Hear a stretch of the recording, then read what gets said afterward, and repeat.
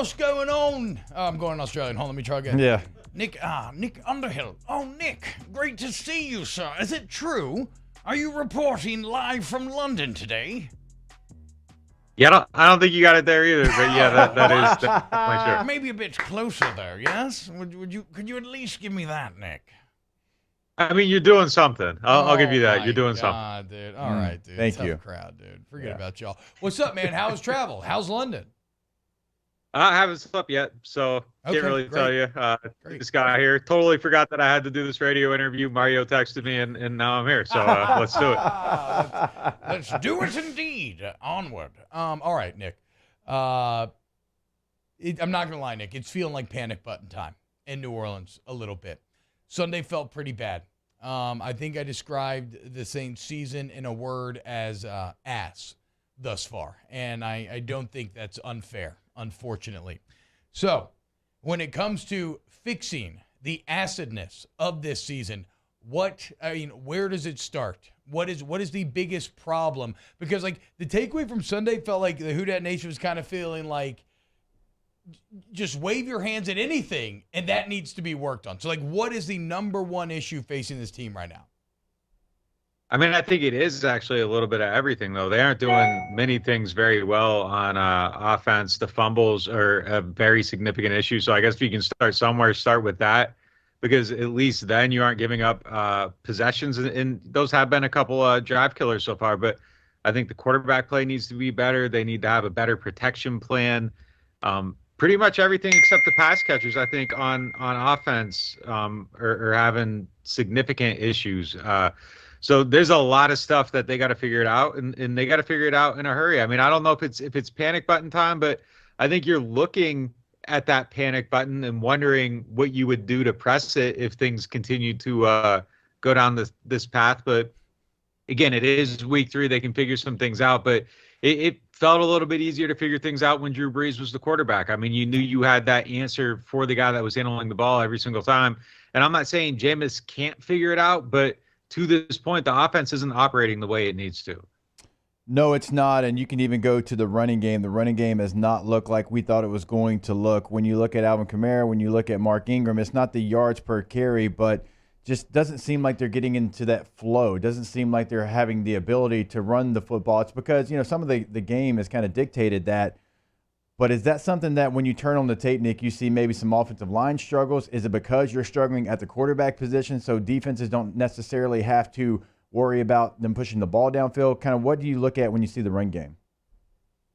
It's kind of all those things you just alluded to. The one thing that I would start with is they are seeing a lot of 7-man boxes, and I think that is partly due to the fact that they aren't respecting the pass game. And look, if you shut down this run game, then there goes play action, and that takes away Jameis's biggest weapon. So, I mean, that has to be a key to every single game plan. And, it's kind of weird to me that they ran the ball well against Tampa Bay, which is a team that nobody runs the ball well against. And then in this game, they really struggled with it outside of a 27-yard run by Albin to start the game. And, yeah, it's a lot of missed blocks. It's guys just not executing well. And, man, it's just kind of weird, like across the board, how many issues they're having. And I kind of thought that the O-line, at least the organization of it, and not having missed assignments and things like that, I thought that was going to be one of their strengths. And maybe it's going to take a little bit of time with the new coach and all that stuff. But I mean, that's one place that they've invested so heavily on every single year.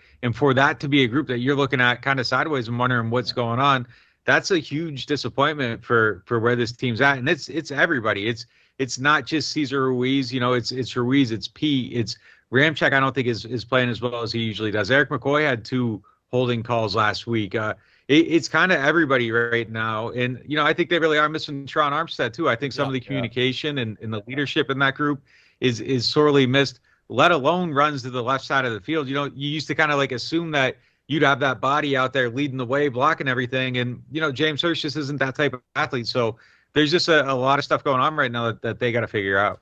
Yeah, early returns feel pretty painful, Nick, when you look at Armstead down in Miami now. They're 3-0. They look great. Marcus Williams leading the league in picks in Baltimore. They're 2-1. C.D. Deuce, a part of this 3-0 Eagles team that is doing very well. Doesn't feel too good from where we're sitting right now.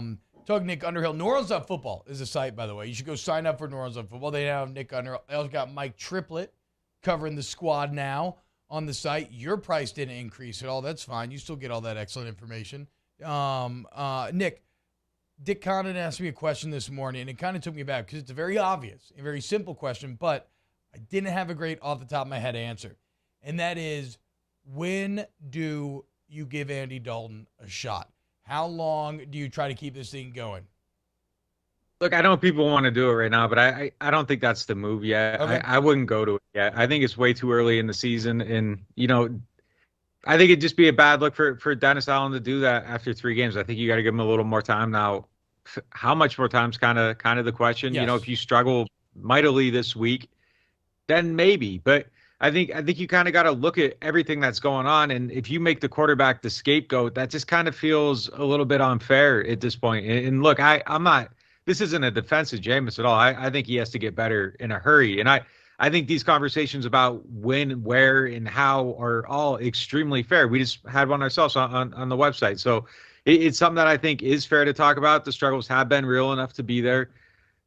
But look, I just think it's premature. And that's just not the tone you want to set with the team as a new head coach and all that it makes you kind of look like you're panicking, you're looking for scapegoats and all that stuff. And it just seems a little unfair. But yeah, again, if he goes out here, he throws 3 picks and they lose, I'm probably doing it at some point, soon, because if they don't figure this thing out quickly, the season could go sideways really fast. And there is probably an argument to be made that maybe with Dalton, you're scratching and clawing your way to 24 points, but you're getting 24 points. And this offense right now can't get 20. Like, they're losing games that should be winning, and they got to figure that out, like, right now.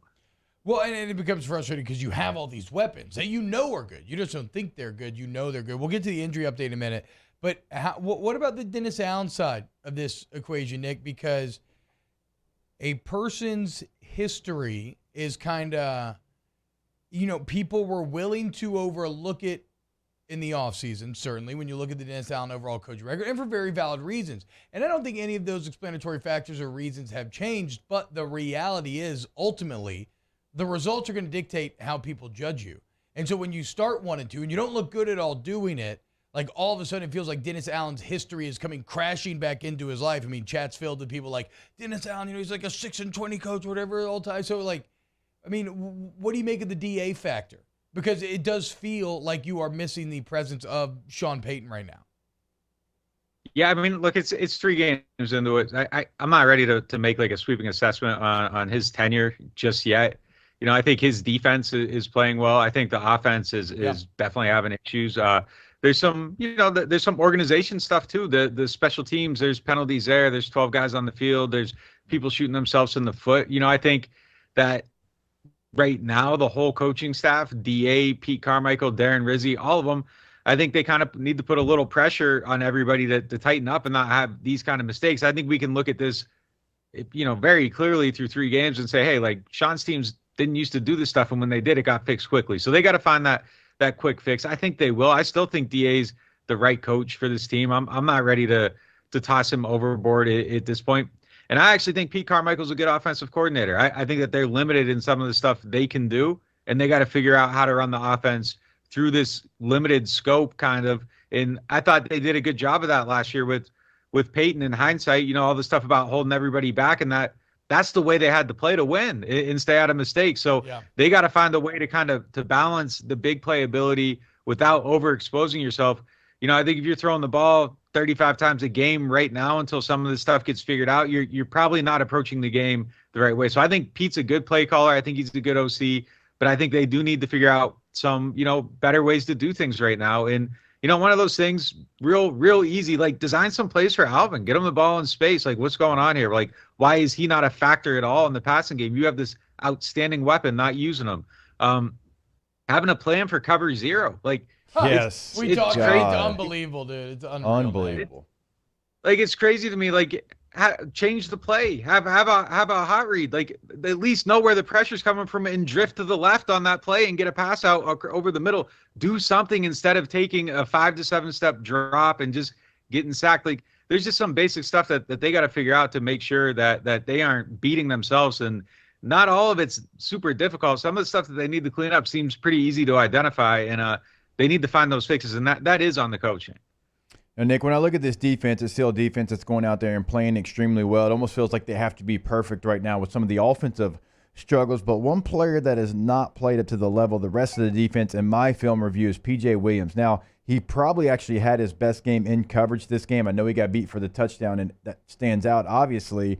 But he's really struggled. I mean, when you go back and you look at the Falcons game, you look at the Bucs game in coverage, he just does not look like the player that we've seen him look like before. But with the other injuries you've had in the defensive backfield, is there anything that you can do at that position to make it look a little bit better? Because PJ is just not playing to the level that we've seen him play before.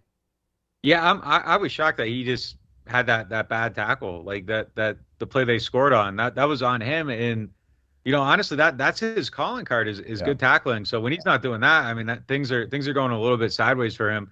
I do think the injury stuff is going to start sorting itself out quick. I think we're probably going to see Debo in a bigger role. I think you're going to see Roby move back to the slot, and Justin Evans will be there a little bit more, and then you can get PJ kind of more in those specialized roles, more of that dime stuff where you can really play him in spots where he can succeed. I think he was kind of, being asked to do a lot, but yeah, it is surprising because like I thought he was pretty good in the slot when he had to play there before. I thought that was something he did well. He tackled well, and he's just not been as sound as usual. And, maybe that's just not knowing exactly, the role and moving around and these injuries and all that stuff. But as a veteran guy on this team who finally got, that contract that's a little bit heavier than it used to be, he needs to play up to that. So, I mean, that's something that I would agree with, needs to tighten up. He's kind of been one of the guys on defense that hasn't met the bell. And I thought Justin Evans was kind of having some issues before too, and he shook back a little bit this week. I thought he was a little bit better. So, I mean, there are some things going on in that secondary that I think can be definitely better. Tyron missing a tackle on that same play was something that was a little bit surprising to me. So, I mean, there's just things across the board that I think they got to do a lot better. But, getting PJ in a role where he's maybe not exposed as much, I think is probably the best bet for him. Nick, what's the latest in all the injuries offensively? So yeah, Mike's got the toe injury. I think there's a chance for this week. We'll kind of have to see how that goes. But it's if he misses a time, like it's a game, not multiple games, I don't think. But I wouldn't be surprised if he plays. Jarvis injury isn't supposed to be too crazy. Adebo, I think, looked like he was on the right track last week, getting some snaps heading back. Some of those snaps disappeared down the stretch, so we'll see if there's something else going on there. But I don't think that there's anything kind of too crazy right now. Pete and Traquan Smith got concussions. Got to see how that stuff progresses. But the fact that they brought everybody here to London kind of tells you that there isn't any super significant stuff going on with any of these injuries. Right on, Nick. NewOrleans.football is the site. Got all kinds of, there's a film breakdown posted yesterday breaking down everything that went wrong offensively versus the Panthers. There's a piece on the Saints cornerbacks peaking in time for the matchup this weekend. Jameis Winston conversations all there for you on the site. How do you feel about the matchup this week? It's funny. Statistically, the Vikings feel much better, but statistically, Jameis and Cousins not that far off from one another right now. How do you think the Saints match up? What a showdown for the London fans, the quarterback showdown this week. I don't know how to feel about anything right now. I mean, I don't really know what to expect of this team. You look at like the next 5 opponents and they could beat them all or they could lose them all. That's just kind of where they're at right now. I feel like they should be able to win this game, but if they can't figure out the stuff they're doing on offense, I don't see how they score the points to win. So until we kind of see it, I'm kind of sitting back and wait and see mode because what I thought this team was going to be just isn't what they are. And I wasn't expecting Peyton Manning a quarterback or anything like that, but I thought they were going to have the structure on offense around Jameis to kind of elevate him and that he was going to be able to use the things he does really well to score a decent amount of points every week. And getting to 20 feels impossible right now, which is crazy. So until we see it, it's just I'm kind of, stepping back from forecasting anything for them because I have no idea what they're going to look like on a week-to-week basis. Fair. Well, actually, unfortunately, we kind of know what they're going to look like, and we're waiting to see something better.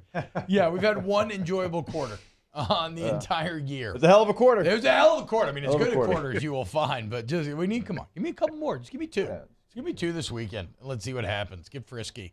Nick, Have a great time in London. Get some sleep.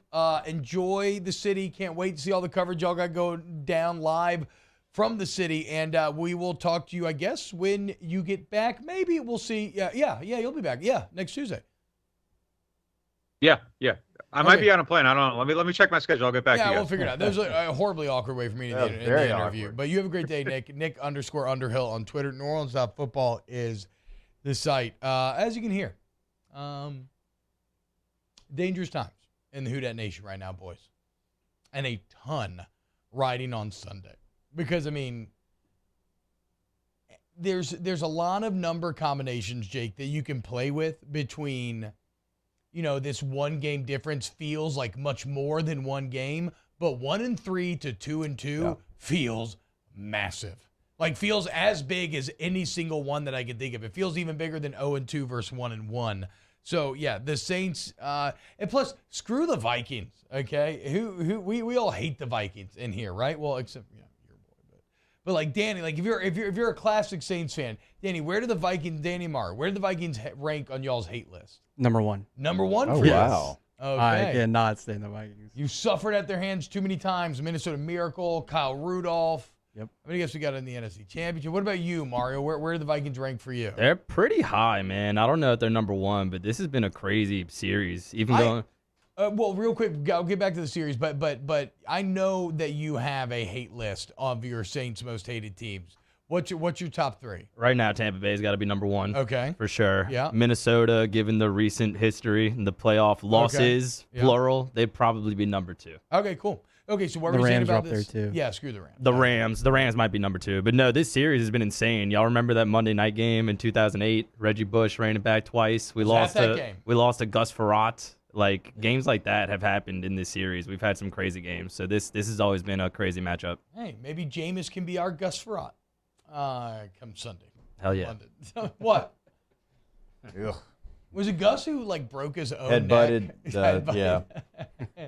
That's him. That's Gus. Well, you should appreciate that, dude. That's some toxic meatheadness right there. Yeah, but a meathead wouldn't have got hurt. Well, I Meathead would just mean, absorbed it and be like, oh. well, okay, but it's not Gus's fault he doesn't have a fullback body. He's just a fullback soul living inside a little tiny quarterback If you body. can't be physically a meathead, you can't be mentally a meathead either. No, I disagree. We are meathead inclusive here. It's an attitude. You okay? are. I'm not. One of It's the an first attitude. lessons. You tell me, like, if somebody's small and they want to, like, just pump iron and eat raw meat, you're not going to support him, even if they're only lifting, like, 10s and 15s at the beginning? I mean, I'll encourage you, but I'm not going to think you're a true meathead until you you're show on me this you can be council, one. but we do not grant you Gus that. would have been straight if he just picked his head up. That's one of the first lessons they teach you in football. Don't put your head down, or that is going to happen. God, how many times y'all Not seen wrong. a coach like twirl a whistle talking about your head being down? When Molinaro does his coaching impressions and he's twirling the whistle, that is the best. Okay, can I try one more English accent?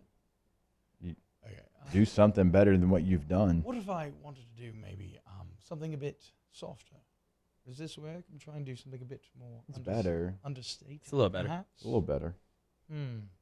What about my Song of Purple and Gold voice? It's a little intense. No? All right. I don't know where. So it's not bad. It's not a bad accent. I just don't know what region It's not really from any region. It's just some bastardized combination of all the English accents that I've heard in my life from listening to too many Brooklyn Camp. I mean, Neil Gates.